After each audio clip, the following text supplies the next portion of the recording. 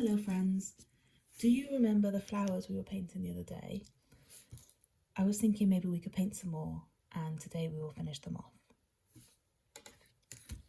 So, the same way as last time, I'm going to take a pink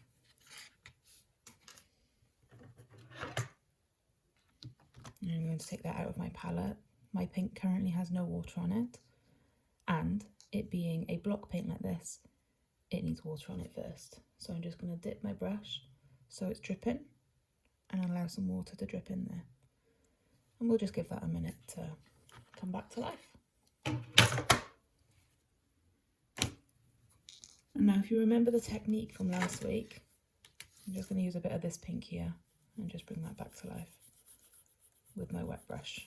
I didn't need to dip it again, my brush was already wet. And I'm just scrubbing this paint until it comes back to life.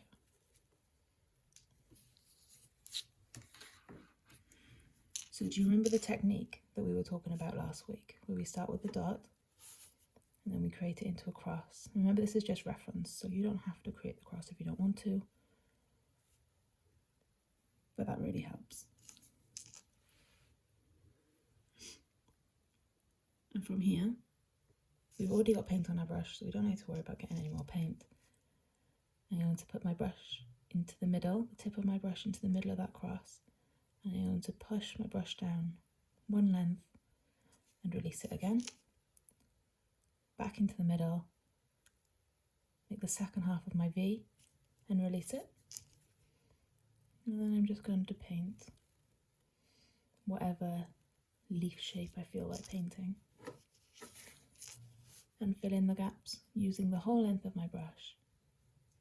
And being conscious about where I pick up the brush off the page, because that's where I'm going to leave a little pool of paint. You can see I haven't quite filled in the petal there. That's fine, that's not a big deal. That allows some variation in the petal. I'm going to skip a gap and I'm going to go to the next one, which is this one here. Brush in the middle, one side of my V, brush in the middle, second side of my V. Draw whatever petal I feel like drawing and filling it in. And this time I'm purposely leaving a bit of a gap. And again for the third one.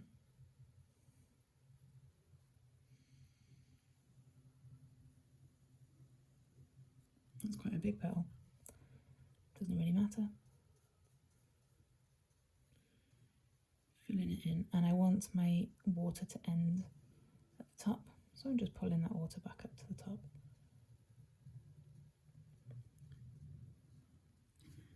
There we go.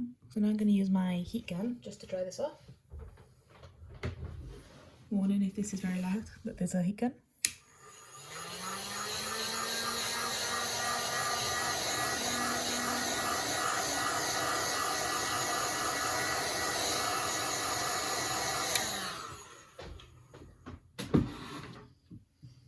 And now it's nice and dry.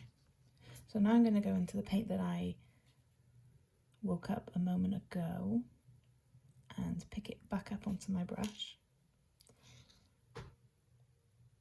And I'm going to put it onto this palette.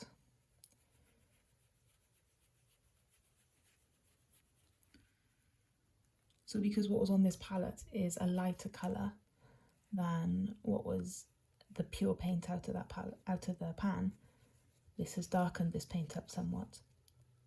It's very pigmented, so I'm going to add a little bit of water, firstly by scraping what's on my brush off at the side,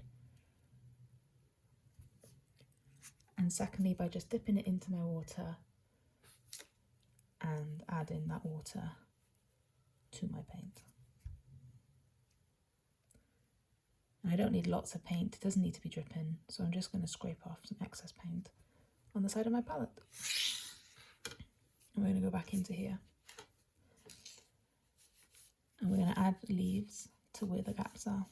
So into the middle, press my left, into the middle, press my right of that V, pull out the petal and and fill it in.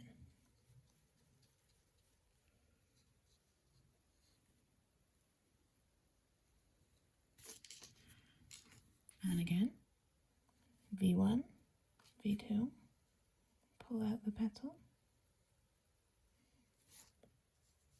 and fill it in.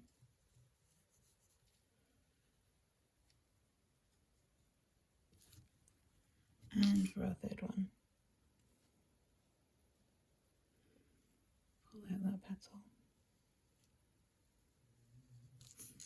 and fill it in. If you go out the lines, it's not a big deal, as I just did there. I'm just going to redraw my petal just to include that little. And now I'm just filling in the middle a little bit, and we'll let that dry. I'm going to use the heat gun just to speed it up a little bit.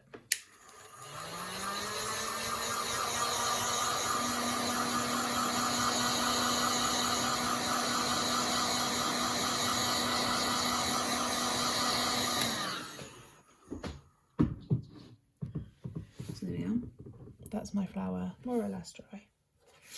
And I'm going to go back into this paint. Pick up the same paint, scrape it off a little bit because I don't need loads of paint on my brush. I'm being really conscious about how much paint is on my brush. And I'm going to go into the middle and I'm just going to do a couple of small lines of each of my petals.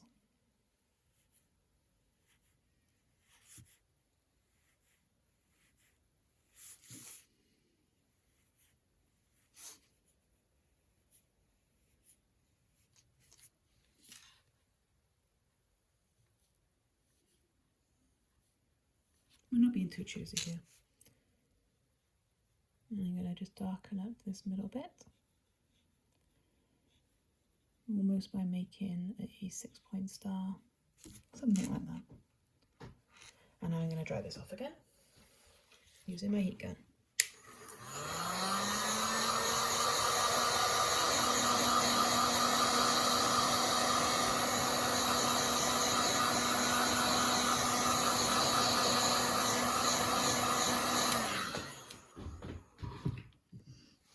It's mostly dry. Now I don't want pink on my brush, so I'm going to fully wash my brush, getting it down to the bottom and making sure I'm getting as much paint off that brush as possible.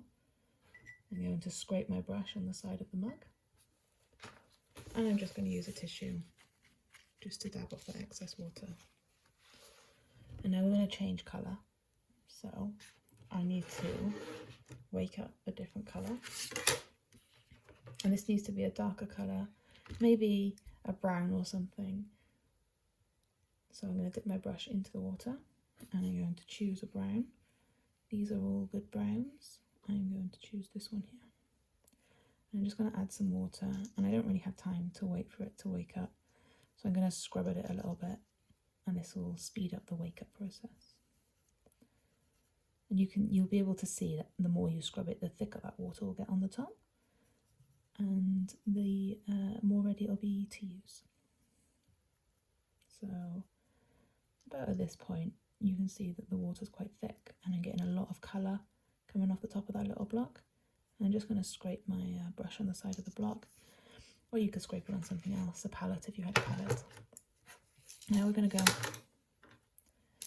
into the middle, and I'm going to do a couple of dots.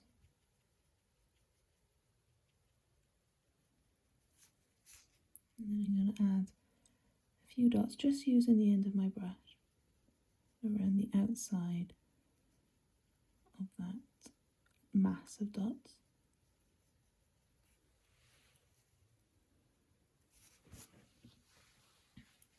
And then we can let that dry. This is a basic flower. I'm going to do something similar to these two flowers here, just to finish them off, as we didn't finish the flowers when I did them last week. So I'm going back into that brown, I'm giving it a little scrub, and I'm just going to add some brown to the middle of this flower.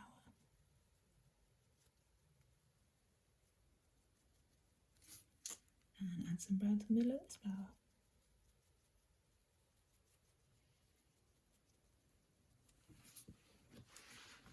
and those 3 flowers. I hope this was easy to follow. If you have any questions, do let me know. I'd be very happy to answer them. Have a good day.